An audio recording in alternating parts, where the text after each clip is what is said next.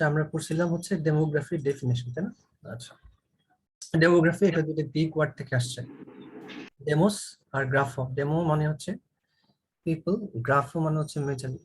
মানে literally demography মানে হচ্ছে পিপলস মেজারমেন্ট, অথবা আমরা যদি ডেফিনেশন আকারে বলি স্টাডি অফ হিউম্যান পপুলেশন, তাই না? এই যে ডেফিনেশন বলছে তাই, is the scientific study of human population, যেখানে আমরা পপুলেশন সাইজ যে চেঞ্জ আছে কিনা এবং কম্পোজিশনে কোনো চেঞ্জ আছে কিনা এবং ডিস্ট্রিবিউশন অফ দ্য পপুলেশনটা কেমন সেটা দেখি। তোমাকে এইভাবে জিজ্ঞেস করতে পারে what are the components of demography, তখন তুমি এভাবে বলবা it includes composition of the population, population size and distribution of the population. Population size মানে হচ্ছে টোটাল পপুলেশন ফ্রিকোয়েন্সিটা কেমন, এটা কি ইনক্রিজিং অর ডিক্রিজিং। হ্যাঁ, কম্পোজিশন বলতে বোঝায় যে কোন এজের পপুলেশন বেশি, sex, ethnicity or any group. Distribution refers to either urban or rural distribution. But কোনো স্যার শুনতে চায় যে পার স্কয়ার কিলোমিটার কি পরিমাণ মানুষ থাকে। হ্যাঁ, তো বাংলাদেশে পার স্কয়ার কিলোমিটার কতজন থাকে সেটা জেনে নেবে। 1200 সামথিং, আমরা কতদিন পড়ছিলাম। আচ্ছা, এই প্রশ্নটা ইম্পর্টেন্ট যে কেন আমাদের ডেমোগ্রাফি পড়তে হবে, কেন মেডিকেল সায়েন্সে পড়তে হবে। কারণটা হচ্ছে যে আমাদের যেই রিসোর্স গুলা আছে, হ্যাঁ, ফর এনশিওরিং হেলথ, সেই রিসোর্স গুলাকে প্রপারলি অ্যালোকেট করার জন্য, হ্যাঁ, যে এলাকায় মানুষ বেশি, জনসংখ্যা বেশি, পপুলেশন বেশি, ওই এলাকায় হচ্ছে আমাকে বেশি বেশি হেলথ সেন্টার ইয়া করতে হবে, ওই এলাকায় বেশি বেশি হিউম্যান রিসোর্স ইমপ্লিমেন্ট মানে অ্যালোকেট করতে হবে। ঠিক আছে, এবং এটা আমাদের বিভিন্ন ফিউচার ডিজিজ এবং ডিজিজ যে প্যাটার্ন আছে সেটা সম্বন্ধে প্রেডিক্ট করতে হেল্প করে। যেটা বলছিলাম যে ধরো কোনো একটা পার্টিকুলার এরিয়াতে সব দেখা যাচ্ছে যে ওবিস পপুলেশন সংখ্যা বেড়ে গেছে, তেমন এটা আমাকে কি প্রেডিক্ট করতে হেল্প করবে যে নিয়ার ফিউচার এই পার্টিকুলার পপুলেশন গ্রুপের মধ্যে এনসিডি গুলো হওয়ার চান্স বেশি থাকবে, যেমন diabetes mellitus, ischemic heart disease, hypertension. এছাড়াও আমাদের হচ্ছে আমাদের বিভিন্ন প্ল্যানিং, ফর্মুলেশন, ইমপ্লিমেন্টেশন এবং ইভালুয়েশনের জন্য আমাদের ডেমোগ্রাফিক নলেজ জানা দরকার, তাই না?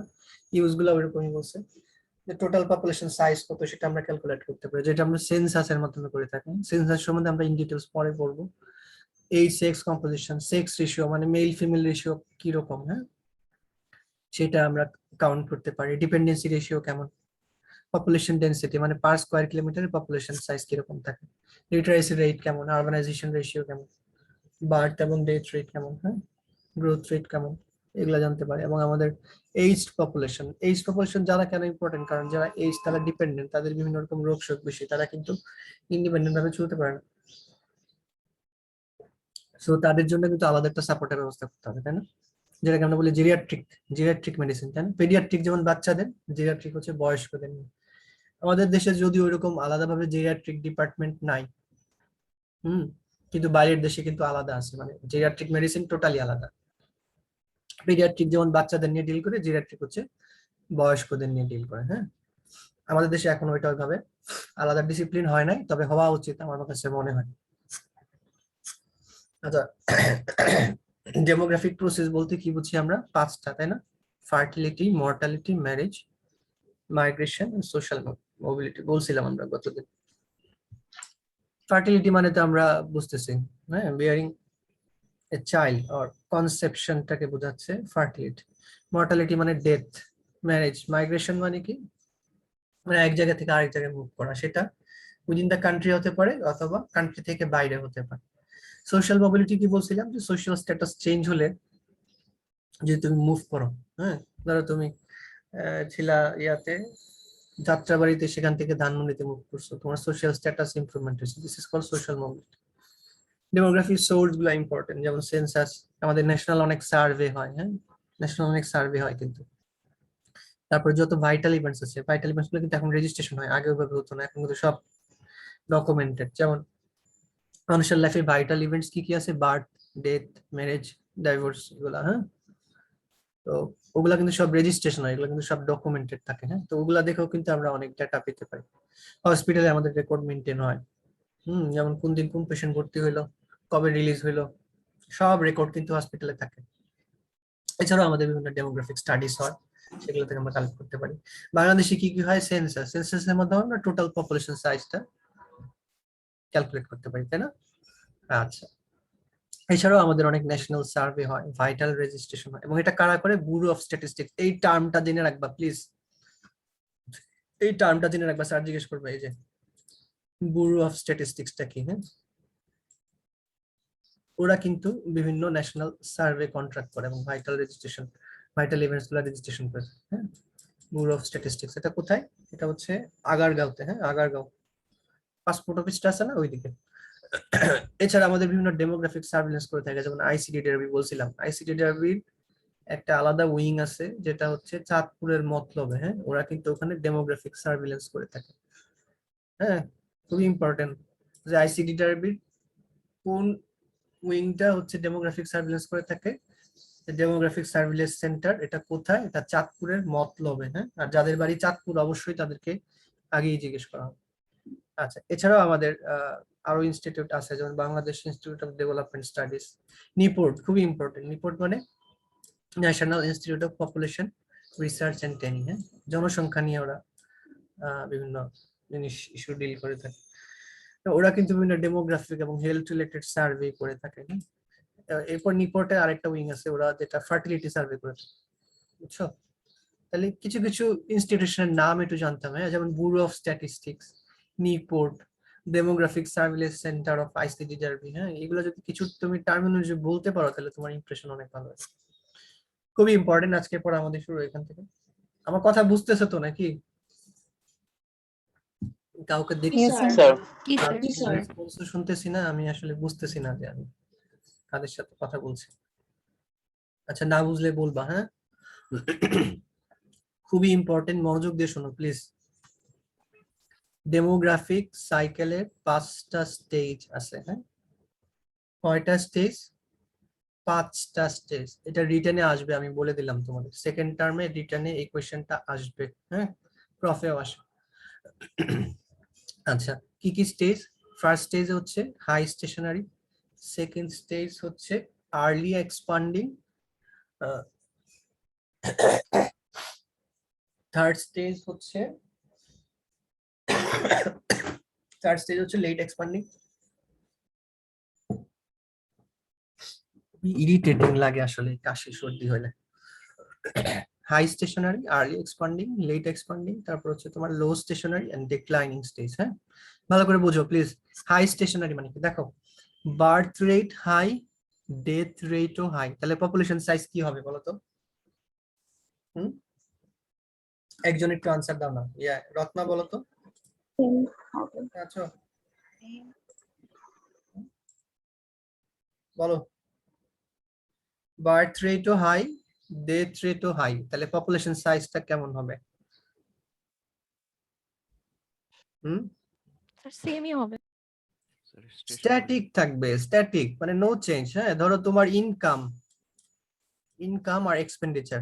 হ্যাঁ, মানে আয় আর ব্যয়, তুমি যেই পরিমাণ আয় করতেছো ঠিক একই পরিমাণ ব্যয় করতেছো, তাহলে তোমার কোনো কিছু সেভিংস থাকবে?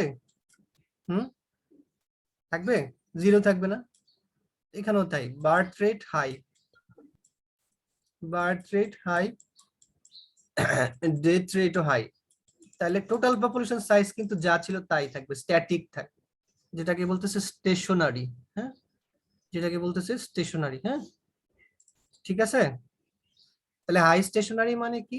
বার্থ রেটও হাই, ডেথ রেটও high, that means the total population size will be static or stationary. ঠিক আছে। আচ্ছা, এরপরে দেখো, এটার এক্সাম্পলটা important. India was in this stage till 1920, মানে 1920 সালের আগ পর্যন্ত ইন্ডিয়া এই স্টেশনে ছিল। হ্যাঁ, তখন তো আসলে সবকিছু একসাথে ছিল, বাংলাদেশ, ইন্ডিয়া, পাকিস্তান সব। তো ওই ওই টাইমটাতে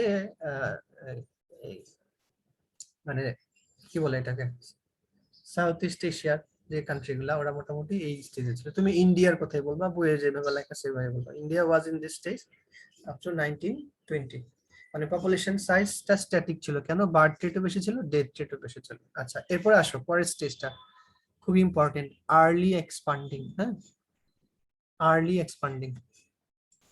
দেখো, আর্লি এক্সপান্ডিংটা কি?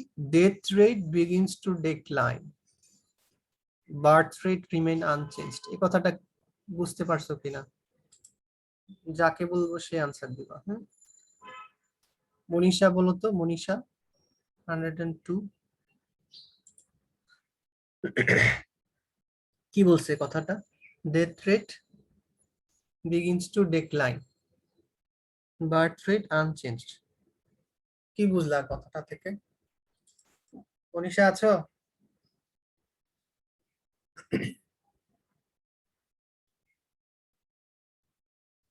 নাই? প্রিন্স বলো তো, প্রিন্স 108 108 স্যার আনমিউট মৃত্যু করো। হার স্যার মৃত্যু হার কমে যাচ্ছে, আর স্যার জন্ম হারটা সেম থাকছে স্যার, তাহলে স্যার তাহলে টোটাল পপুলেশন পপুলেশন ইনক্রিজ কি করছে। হবে? স্যার বাড়ছে স্যার। হ্যাঁ, টোটাল পপুলেশন কিন্তু বাড়বে। দেখো, বার্থ রেট আনচেঞ্জড, মানে বার্থ রেট একই আছে, হ্যাঁ, কিন্তু ডেথ রেটটা হচ্ছে ফল করা শুরু হয়েছে। মানে জন্ম হার যা ছিল তাই আছে, কমেও নাই বাড়েও নাই, কিন্তু ডেথ রেট ফল করছে। তাহলে দেখো, তার মানে কি, টোটাল পপুলেশন সাইজ কিন্তু বাড়বে, তাই না? কারণ বার্থ রেট বাড় তো বন্ধ নাই, জন্ম হচ্ছে আগের স্টাইলে, কিন্তু আগে যে পরিমাণ মারা যাচ্ছিল তার চেয়ে কিছু কম আহ, মারা যাচ্ছে এখন, তাই না? তাহলে কি হবে? টোটাল পপুলেশন সাইজ কিন্তু বাড়বে। আচ্ছা, আমি আবারও তোমাকে ইনকাম আর ইয়ে দিয়ে বুঝাই। ধরো বার্থ রেটটাকে আমি তোমাকে বলতেছি ইনকামের সাথে তুলনা করছি, ডেথ রেটটা হচ্ছে তোমার খরচের সাথে। তোমার খরচ কিছুটা কমছে, ঠিক আছে, ইনকাম আগে যা ছিল তাই আছে, তাহলে কি হবে? তোমার সেভিংস কিছুটা হবে না? হ্যাঁ, জাস্ট লাইক দ্যাট। এটা কিন্তু বুঝলে তোমার জন্য খুবই সহজ, আর না বুঝলে তুমি ওই গুলাই ফেলাবা। তার মানে দেখো, আগে ছিল বার্থ রেট ডেথ রেট দুইটাই হাই ছিল, হ্যাঁ, এখন কিন্তু বার্থ রেট আনচেঞ্জড আছে, মানে আগে যা ছিল তাই, কিন্তু ডেথ রেট কমা শুরু হয়েছে। তাহলে তুমি নেট ক্যালকুলেশন করে দেখো যে পপুলেশন সাইজ কিন্তু বাড়বে। এক্সাম্পল কি? Some countries of South Asia and Africa, some countries of South Asia and Africa, হ্যাঁ। তাহলে আগেরটার এক্সাম্পল কি ছিল? হাই স্টেশনারি, সবাই বলো একসাথে। India. India before 1920. ইন্ডিয়া বললে হবে না, India was in this stage till 1920, পুরো কথাটা বলতে হবে, হ্যাঁ। কারণ এখন ইন্ডিয়া আরেক স্টেজে, আর এটা হচ্ছে 1920 সালের ইন্ডিয়া, ঠিক আছে? আচ্ছা, আর আর্লি এক্সপান্ডিং স্টেজে কারা আছে? Some countries of South America. South Asia and Africa, হ্যাঁ। ওকে, আচ্ছা, এবার আসো লেট এক্সপান্ডিংটা কি? Late expanding, death rate decline still further. দেখো, আগে ডেথ রেট কিন্তু ফল করা শুরু হয়েছিল, বাট বার্থ রেট আনচেঞ্জ ছিল। এখন ডেথ রেট আরো ডিক্লাইন করছে, death rate decline still further, but here birth rate tends to fall. মানে আগে যেখানে বার্থ রেট আনচেঞ্জ ছিল, এখন এখানে বার্থ রেটও ফল করা শুরু করছে, ঠিক আছে? এটা কিন্তু একটু ঝামেলা আছে, ভালো করে খেয়াল করো। Birth rate, death rate, right? আচ্ছা, আগে বার্থ রেট আনচেঞ্জ ছিল, তাই না? এখন এখানেও বার্থ রেট ফল করা শুরু হয়েছে। আচ্ছা, এখানে কি বলছে? Death rate decline still further, মানে আগে থেকেই তো কমা শুরু হয়েছিল, এখন ডেথ রেট আরো কমা শুরু হয়েছে। তাহলে তুমি নেট ক্যালকুলেশন করো, নেট হিসাব করলে দেখবা যে population size still increase. Net হিসাব করে দেখো, দেখো ডেথ রেট 2 দাগ কমছে, বার্থ রেট 1 দাগ কমছে, তাহলে নেট হিসাব করলে still now population size will be increased. এইটার এক্সাম্পল হচ্ছে বাংলাদেশ, ইন্ডিয়া, চায়না, হ্যাঁ।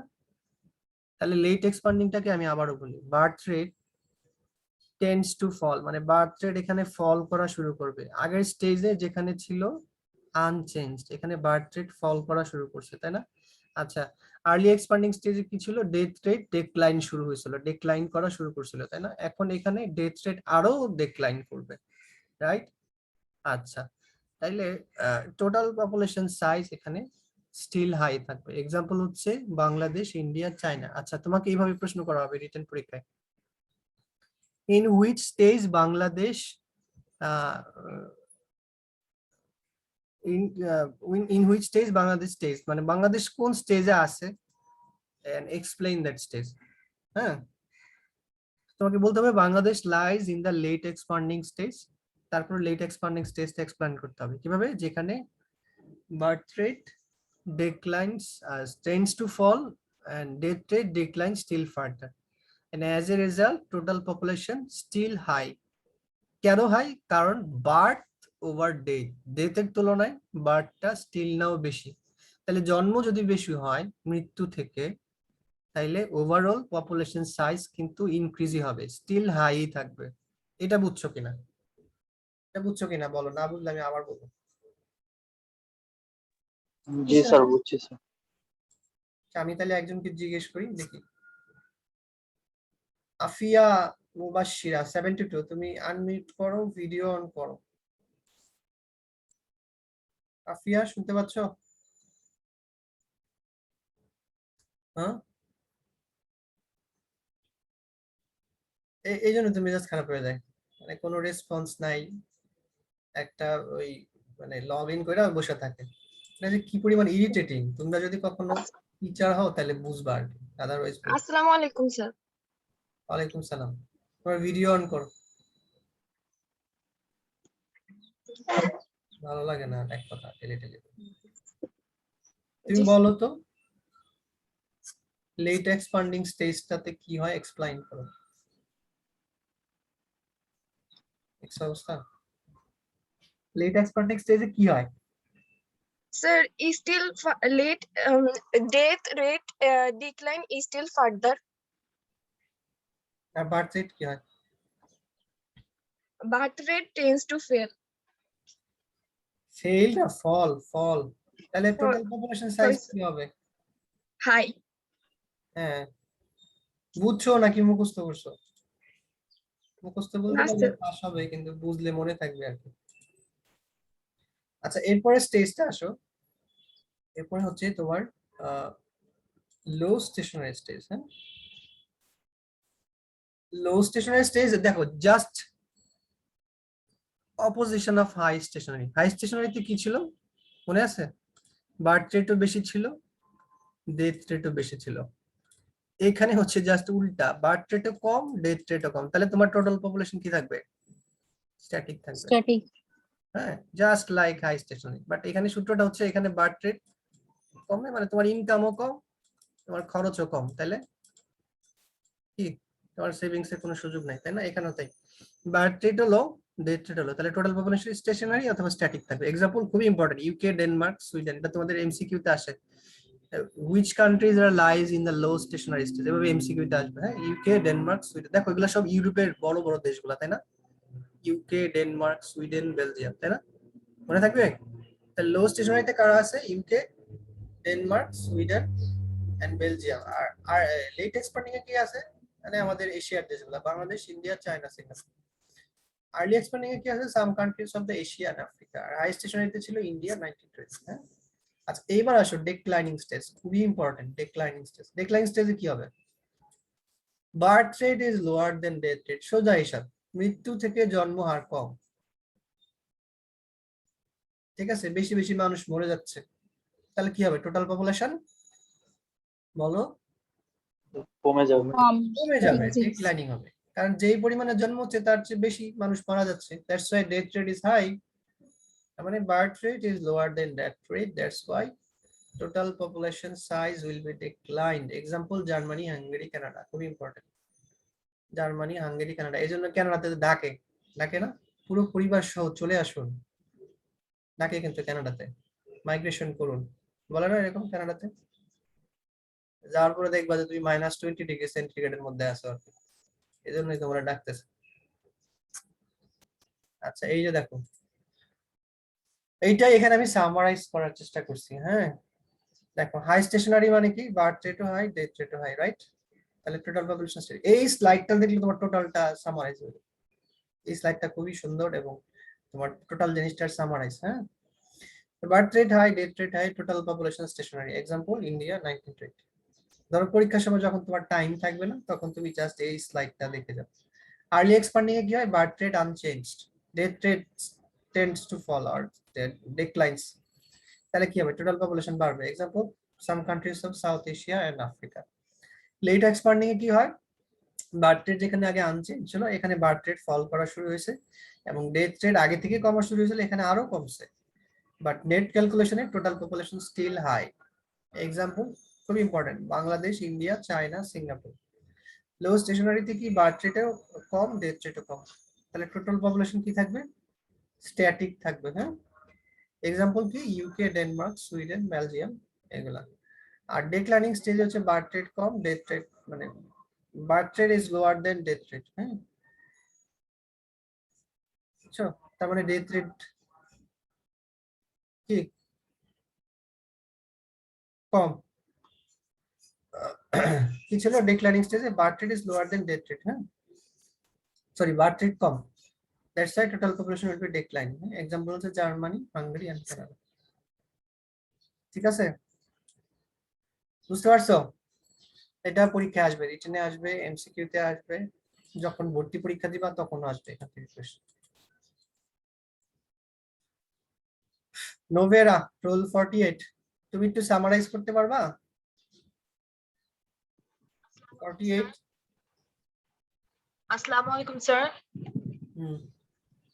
তুমি সামারাইজ করতে পারবা? সামারাইজ করতে পারবা আমি যে ডেমোগ্রাফিক সাইকেলটা বললাম? জি স্যার। বলো তো। স্যার 5 স্টেজেস থাকে ডেমোগ্রাফিক সাইকেলে: high stationary, early expanding, late expanding, low stationary and declining. Sir high স্টেশনারিতে পপুলেশন স্টেশনারি থাকে কারণ বার্থ রেট আর ডেথ রেট দুটাই হাই থাকে। Example, India was in this stage till 1920.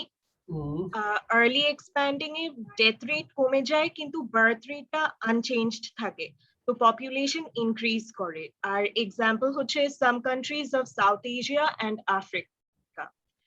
Late expanding এ death rate আরো কমতে থাকে আর বার্থ রেটও মানে কমতে থাকে, but birth rate is higher than death rate, so population still remains high. Example, Bangladesh, India, China, Singapore. Low stationary te sir birth rate, death rate দুটাই low থাকে, so population is static. Example, UK, Denmark, Sweden, Belgium. And sir declining এ হচ্ছে birth rate is lower than death rate, so population কমবে। আর example, Germany, Hungary, Canada. Good, very good. তোমার আর পড়া লাগবে না, পড়া হয়ে গেছে, দেখছো? আচ্ছা, পপুলেশন ডিনামিক্স এটা কিন্তু আলাদা একটা সাবজেক্ট। হ্যাঁ, মানে এখানে তো আমরা জাস্ট একটা মানে টপিক হিসেবে পড়াচ্ছি, এটা একটা টোটালি আলাদা একটা সাবজেক্ট। তোমরা যদি কেউ এমপিএইচ করো বা এমফিল করো তখন দেখবা তোমাদের এই পপুলেশন ডিনামিক্স আলাদা করতে হবে। It is a branch of life science which deals with the force which produce changes in the population size. কিছু ফোর্স আছে যেগুলা পপুলেশন সাইজে চেঞ্জ করে থাকে। হ্যাঁ, এবং এই ফোর্স গুলোর মধ্যে আসলে কি রিলেশনশিপ আছে এবং কি সার্কামস্টেন্সে আসলে মানে পপুলেশন চেঞ্জটা হয়ে থাকে। যেমন সোশ্যাল ফোর্স হতে পারে, economic force, political force, biological force, geographical force, তাই না? এই যে দেখো রোহিঙ্গারা সব আমাদের দেশে চলে আসছে, এটা কিন্তু এক ধরনের পলিটিক্যাল ফোর্স, তাই না? ওরা আরেক দেশ থেকে আমাদের দেশে চলে আসছে। এরকম অনেক ইকোনমিক ফোর্স আছে, যেমন হচ্ছে ধরো ঢাকা শহরে অনেকেই কাজের জন্য আসে, জিওগ্রাফিক্যাল কারণ হতে পারে। তুমি উন্নত দেশে যাইতে যেতে পারো, কেন? কারণ ওই দেশের আবহাওয়া, তারপর ওই দেশের সবকিছু তোমার জন্য স্যুট করতে পারে, দ্যাটস ওয়াই তুমি মাইগ্রেট করতে পারো। হ্যাঁ, তো পপুলেশন সায়েন্সে আসলে ওগুলা নিয়ে আলোচনা করা হয় যে কি কি ফ্যাক্টরস আছে যেগুলো মাইগ্রেশনকে ইনফ্লুয়েন্স করে থাকে। হ্যাঁ, তো মাইগ্রেশন নিয়ে আলাদা চ্যাপ্টারই আছে ওখানে, আমরা এত কিছু পড়বো না, আমরা জাস্ট একটু জেনে রাখলাম আর কি। হ্যাঁ, খুবই important, crude birth rate, crude death rate, এটা না পারলে ফেল হবে, আমি বলে দিলাম। এটা যদি তুমি পরীক্ষার সময় না পারো তাহলে তুমি ফেল, বুঝছো? ক্রুড বার্থ রেট এবং ক্রুড ডেথ রেট না পারলে তুমি ফেল করবা, একদম নিশ্চিত। হ্যাঁ, তাহলে একটু দেখি আমরা ক্রুড বার্থ রেটটা কি। দেখো, বার্থ রেট মানে তো বুঝলাম, ক্রুড মানে কি? ক্রুড মানে হচ্ছে নন স্পেসিফিক। হ্যাঁ, এটা নন স্পেসিফিক বা rough calculation. It is defined as the number of total live births per 1000 estimated mid-year population in 1 year. মানে টোটাল নাম্বার অফ লাইভ বার্থস, বুঝছো? কোনো একটা এরিয়াতে, কোনো একটা গিভেন প্লেসে, কোনো একটা পার্টিকুলার পপুলেশনের মধ্যে প্রতি হাজারে হ্যাঁ কয়টা নিউবর্ন বেবি জন্মগ্রহণ করলো, সেটাই হচ্ছে ক্রুড বার্থ রেট। সোজা কথা, জন্ম হারার কয়টা হ্যাঁ লাইভ বার্থ। আমি কিন্তু এখানে অনেক বাচ্চা মৃত হতে পারে, তাই না? তাই না? ডেথ বেবি ডেলিভারি হতে পারে না, ওগুলা কিন্তু আমি কাউন্টেড করবো না। যেগুলা লাইভ বার্থ আমি সেগুলাকে কাউন্ট করবো এবং ওই ইয়ার মিডিয়ার পপুলেশনটা বের করবো। এই মিডিয়ার পপুলেশন বের করার আবার বিভিন্ন ফর্মুলা আছে। হ্যাঁ, মিডিয়ার পপুলেশনটা কিভাবে বের করে? মিডিয়ার পপুলেশন মানে কি জিজ্ঞেস করবে ভাইবাতে, মিডিয়ার পপুলেশন মানে কি? মিড ইয়ার পপুলেশন, হ্যাঁ এটা লিখে রাখো খাতায়, মিড ইয়ার পপুলেশন।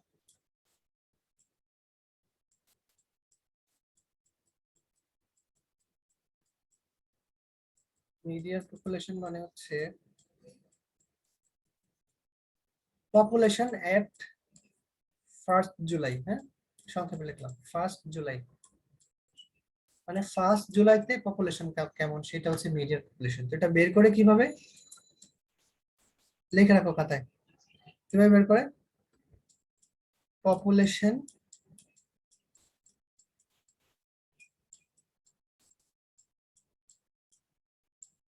হ্যাঁ তোমাদের ছুটি কি 12 তারিখ থেকে না? जी sir. Population at 1st January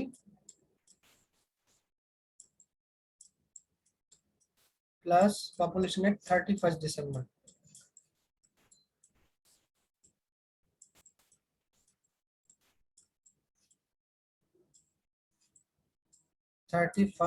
December, হ্যাঁ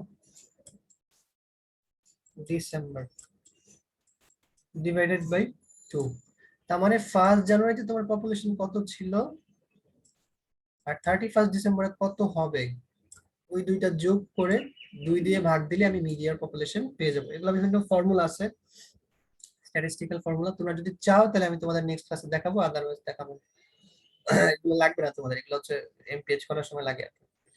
আচ্ছা, তো 1st জানুয়ারির পপুলেশন তো তুমি জানোই, ধরো এখন মার্চ মাস চলতেছে বা এপ্রিল মাস চলতেছে, তাহলে 1st জানুয়ারিতে পপুলেশন কত ছিল সেটা কিন্তু তুমি বের করতে পারবা, কারণ যেটা পাস্ট। এখন প্রবলেম হচ্ছে 31st ডিসেম্বরে কত হবে সেটা কিভাবে বের করবো আমরা? দেখো ক্রিকেট খেলা দেখছো, ক্রিকেট খেলায় দেখবা যে ধরো আফটার 5 ওভার এরকম লেখা থাকে, আফটার 5 ওভার ধরো বাংলাদেশের রান হচ্ছে 30 রান, হ্যাঁ তাহলে রান রেট কত? 6 করে 6 রান রেট 6 না, হ্যাঁ 5 ওভারে 30, 5 6 30, তাই তো? তাহলে এখন দেখো বলে যে এট দিস রান রেট মানে 6 রান পার ওভার, 6 রান পার ওভারে বলে কিন্তু যে 50 ওভার শেষে রান হবে কত 300, এরকম বলে কিন্তু। আবার এটাও বলে যদি 10 করে হয় তাহলে রান হবে 500, এরকম বলে কিন্তু, বলে না? তাহলে এটা কিভাবে সে প্রেডিক্ট করলো ওই যে রান রেটটা দিয়ে সে প্রেডিক্ট করলো, আবার কিছু বাড়ায় সে প্রেডিক্ট করলো। এখন শেষের দিকে যদি উইকেট না পড়ে তাহলে দেখা যায় যে এই রান রেট বা তার চেয়েও বেশি রান হতে পারে, হ্যাঁ শেষের দিকে এসে ধরো ইচ্ছা মতো মাইট দিল এবি ডিভিলিয়ার্স এর মতো কেউ আসে, তাহলে দেখা গেলো যে রান রেট অনেক বেড়ে গেল, হইতে পারে আবার যদি আউট হয়ে যায় সব নাও মিলতে পারে, হ্যাঁ। কিন্তু আমরা হচ্ছে প্রিভিয়াস যেই এখানেও তাই, মানে আগে যে পপুলেশন রেটটা ছিল, হ্যাঁ ওইটা দিয়ে প্রেডিক্ট করে যে 31st ডিসেম্বরে এই রেটে যদি চলতে থাকে তাহলে 31st ডিসেম্বরে মানে কি রকম পপুলেশন হবে, হ্যাঁ ওইটা বের করা, বুঝছো? কিভাবে 31st ডিসেম্বরের পপুলেশনটা বের করা যায়, তারপর দুইটা যোগ করে 2 দিয়ে ভাগ দিলেই মিডিয়ার পপুলেশন পাওয়া যাবে। তোমাকে এইভাবে জিজ্ঞেস করবে যে মিডিয়ার পপুলেশন কিভাবে বের করে, তুমি বলবা যে sir population at 1st January plus population at 31st December divided by 2। আচ্ছা তারপরে প্রশ্ন হবে যে 31st ডিসেম্বরের পপুলেশনটা কিভাবে বের করবা, বলবো যে স্যার বিভিন্ন স্ট্যাটিস্টিক্যাল ফর্মুলা আছে যেগুলোর মাধ্যমে পপুলেশন প্রজেক্ট করা যায় বা প্রেডিক্ট করা যায়, পপুলেশন প্রেডিক্ট করার জন্য বিভিন্ন ফর্মুলা আছে, ওই ফর্মুলাগুলো ইউজ করে আমরা বের করতে পারি, হ্যাঁ যেমন এপি মেথড, জিপি মেথড, অনেক কিছু আছে এগুলো, হ্যাঁ দেখাবো নেক্সট ক্লাসে। আচ্ছা ঠিক আছে, তাহলে বোঝা গেল না ক্রুড বার্থ। আচ্ছা এখানে যে প্রশ্নটা হয়, প্রশ্নটা হচ্ছে স্যার করে প্রশ্নটা খুব, যে ক্রুড বার্থ রেট কিভাবে এক্সপ্রেস করা হয়, ক্রুড বার্থ রেট কিভাবে এক্সপ্রেস করা হয়, answer will be per 1000 population, per 1000, সবাইটা বলো তো 5 বার করে বলো, 5 বার বলো, মাইক অন করো, পার 1000 পপুলেশন 5 বার বলো।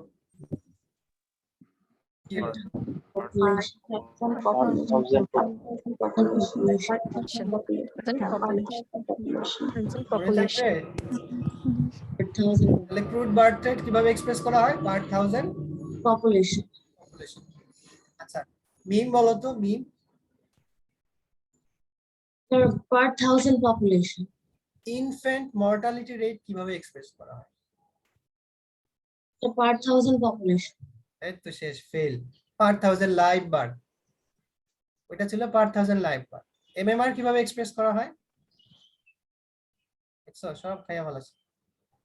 পার 1000 লাইভ বার্ড, হ্যাঁ ওই দুইটা লাইভ বার্ড, এটা হচ্ছে পার 1000 পপুলেশন। পরীক্ষার সময় এটা খুব উল্টাপাল্টা হয়, স্যার অনেক মাইন্ড করে এটা ভুল হলে, এজন্য আমি 5 বার বলাইলাম। হ্যাঁ তারপর যদি ভুল করে আমার কিছু করার নেই। তাহলে সিবিআর কিভাবে এক্সপ্রেস করা হয়? পার 1000 Per thousand পপুলেশন। population. হ্যাঁ এই 2016 সালের এস্টিমেট অনুযায়ী আমাদের সিবিআর হচ্ছে 19 বার্ডস পার 1000, হ্যাঁ পপুলেশন। আচ্ছা এবার আসো CDR, crude death rate. Crude death rate, crude কথাটার মানে কি জিজ্ঞেস করবে। ক্রুড মানে হচ্ছে এটা নন স্পেসিফিক বা একটা রাফ ক্যালকুলেশন। আমি স্পেসিফিক্যালি কিছু ধরতেছি না, মানে অ্যাজ এ হোল আমি ডেথ রেট ধরতেছি। হ্যাঁ ধরো আমি যদি বলতাম আন্ডার 5 মর্টালিটি রেট, তাহলে কি এটার মধ্যে সব ডেথ রেট আসতো? ধরো আমি বলতাম আন্ডার 5 মর্টালিটি, তাহলে কি সব আসতো? না। No, sir. কারা আসবে? 5 বছরের মধ্যে যে কয়টা বাচ্চা মারা গেছে ওরা আসবে। আচ্ছা আমি যদি বলতাম ইনফ্যান্ট মর্টালিটি রেট, তাই এর মধ্যে কি সব আসবে? কারা আসবে? শুধু ইনফ্যান্টরা আসবে, 0 to 1 ইয়ার আসবে। কিন্তু ক্রুড ডেথ রেট বললে এখানে সব আসবে, মানে ওই ইনফ্যান্টও আসবে, অ্যাডাল্টও আসবে, আন্ডার 5 সব। হ্যাঁ মানে একটা দেশের টোটাল ডেথ রেট কত। আচ্ছা it is defined as the number of deaths per 1000 estimated midyear population. এখানেও তাই, মিডিয়ার পপুলেশন আর উপরে থাকবে নিউমারেটর থাকবে total number of death during that year, মানে ওই ইয়ারে ওই পার্টিকুলার এরিয়াতে টোটাল কতজন মারা গেল সেটা আসবে নিউমারেটর, আর ডিনোমিনেটর আসবে মিডিয়ার পপুলেশন। আমি গুণ দিব হচ্ছে 1000 দিয়ে। হ্যাঁ যেমন বাংলাদেশে কত 5.3 ডেথস পার 1000 পপুলেশন। এখানে তোমাকে প্রশ্ন করা হবে ক্রুড ডেথ রেট মানে কি? তুমি বলবা sir total number of deaths per 1000 population in a given year, হ্যাঁ ইন এ গিভেন প্লেস। শেষ। আচ্ছা ফর্মুলাটা কি? Number of total death during that year, নিচে থাকবে ডিনোমিনেটর থাকবে মিডিয়ার পপুলেশন, আমি গুণ দেব কত দিয়ে? 1000 দিয়ে। তারপরে প্রশ্ন হবে ক্রুড ডেথ রেট কিভাবে এক্সপ্রেস করা হয়? তুমি বলবা যে স্যার পার 1000 পপুলেশন এক্সপ্রেস করা হয়। হ্যাঁ ঠিক আছে। তাহলে সিডিআর কিভাবে এক্সপ্রেস করা হয়? পার 1000 পপুলেশন। ভুল করলে খবর আছে, হ্যাঁ অনেকবার বলছি। আচ্ছা খুবই ইম্পর্টেন্ট গ্রোথ রেট, খুবই ইম্পর্টেন্ট। গ্রোথ রেট কি? দেখো গ্রোথ রেট বের করার সূত্রটা কি? আমি সিবিআর থেকে সিডিআর মাইনাস করব, সিবিআর থেকে সিডিআর মাইনাস করলে আমি গ্রোথ রেট পেয়ে যাব। হ্যাঁ তাহলে গ্রোথ রেটটাকে it is the product of crude birth rate minus crude death rate. সোজা কথায় আমি ক্রুড বার্থ রেট থেকে ক্রুড ডেথ রেট বাদ দিলেই পেয়ে যাব গ্রোথ রেট। কিন্তু এখানে ঝামেলা হচ্ছে একটা, যে নিচে আবার দেখো 10 দিয়ে ভাগ দেওয়া হয়েছে। কেন ভাগ দেওয়া হয়েছে? কারণ গ্রোথ রেট এক্সপ্রেস করা হয় পার্সেন্টেজে। গ্রোথ রেট এক্সপ্রেস করা হয় কিসে? Percentage. পার্সেন্টেজ। দেখো সিডিআর এগুলো কিন্তু পার 1000 তাই না? পার 1000 ছিল না? এখন আমি যদি 10 দিয়ে ভাগ দিই তাহলে কিন্তু এটা পার্সেন্টেজে চলে যাবে, মানে 100তে চলে যাবে। এই জিনিসটা বোঝা গেছে? আমি Yes, আবার sir. বলি, জি স্যার। সমস্যা নেই। Crude birth rate, crude death rate এগুলো কিসে দেখা হয়েছে? হাজারে দেখা হয়েছে তাই না? হাজারে, পার 1000 হাজারে দেখা হয় এগুলো সাধারণত ইউজুয়ালি। আচ্ছা এখন যেহেতু আমি গ্রোথ রেট পার্সেন্টেজে ক্যালকুলেট করবো, তাহলে ওই 1000টাকে 100তে নিতে হলে আমার নিচে 10 দিয়ে ভাগ দিতে হবে তাই না? এটা দেখো 0 0 কাটা থাকলে কত? 100। তাহলে দেখো আনসার যেটা আসবে সেটা পার্সেন্টেজে আসবে। আচ্ছা এখানে প্রশ্ন হবে গ্রোথ রেট কি? বলবা স্যার সিবিআর থেকে সিডিআর বাদ দিলে আমি গ্রোথ রেট পাই। গ্রোথ রেট কিভাবে এক্সপ্রেস করা হয়? পার্সেন্টেজে। আচ্ছা যখন তুমি ফর্মুলাটা বলবা সিবিআর মাইনাস সিডিআর বাই 10, প্রশ্ন করা হবে কেন 10 দিয়ে ভাগ দেওয়া হয়েছে? স্যার গ্রোথ রেটটাকে পার্সেন্টেজে নেওয়ার জন্য। ঠিক আছে, খুবই সহজ, পাস করা খুবই সহজ, ফেল করা কঠিন, বুঝছো? যদি তুমি এরকম কিছু জিনিস খালি বলতে পারো তাহলে হবে। আজকে মনে হয় একটু থাক, আমার আসলে আর ভালো লাগতেছে না। আচ্ছা এই স্লাইডটা একটু দেখাই তাও।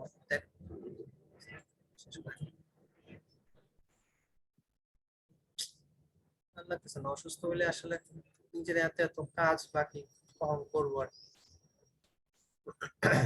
দেখো যদি গ্রোথ রেট 0.5 এর কম হয় সেটাকে বলা হয় স্লো গ্রোথ রেট। হ্যাঁ মানে যদি 0.5% এর কম হয় সেটা স্লো গ্রোথ রেট, আর 0.5 to 1 এর মধ্যে থাকলে সেটাকে বলা হয় মডারেট গ্রোথ রেট। হ্যাঁ আচ্ছা যদি 1 to 1.5 এর মধ্যে থাকে তাহলে সেটা র্যাপিড গ্রোথ রেট। বাংলাদেশের গ্রোথ রেট কত দেখছিলাম আমরা একটু আগে, বলো তো? 1.37. 37 তাহলে বাংলাদেশের কিন্তু র্যাপিড গ্রোথ আছে, হ্যাঁ। আর যদি 1.5 to 2 এর মধ্যে থাকে তাহলে সেটা ভেরি র্যাপিড। আর যদি মোর দেন 2 থাকে সেটাকে বলা হয় পপুলেশন এক্সপ্লোশন। এইটাই জিজ্ঞেস করে যে পপুলেশন এক্সপ্লোশন বলতে কি বোঝো, এক্সপ্লোশন মানে কি, এক্সপ্লোশনের বাংলা কি বিস্ফোরণ। বলো? বিস্ফোরণ। বিস্ফোরণ, তার মানে জনসংখ্যার বিস্ফোরণ। কখন? যদি গ্রোথ রেট 2% এর বেশি হয়। ঠিক আছে, তোমাকে এইভাবে জিজ্ঞেস করবে পপুলেশন এক্সপ্লোশন বলতে কি বোঝো, বলবা sir when growth rate is more than 2%, অথবা you may ask like this, what do you mean by explosive growth rate? Then you will answer, sir when the growth rate is more than 2% it is termed as explosive growth rate. আর বাংলাদেশ কোন পর্যায়ে আছে? Rapid growth. কেন? আমাদের 1.37 1 to 1.5 এর মধ্যে থাকলে সেটা হচ্ছে র্যাপিড গ্রোথ। হ্যাঁ, খুবই ইম্পর্টেন্ট ভাইবার জন্য। ঠিক হ্যাঁ, আজকে একটু থাক।